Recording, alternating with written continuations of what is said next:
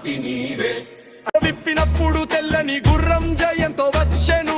రెండో ముద్ర విప్పినప్పుడు ఎర్రని దైన వేరొక గుర్రం అది యుద్ధం తెచ్చెను. మూడో ముద్ర విప్పినప్పుడు నల్లని గుర్రం కనబడెను, అది కరువు చూపించెను. నాలుగో ముద్ర విప్పినప్పుడు పండుర వర్ణము గలే ఒక గుర్రం మరణం కలిగించెను.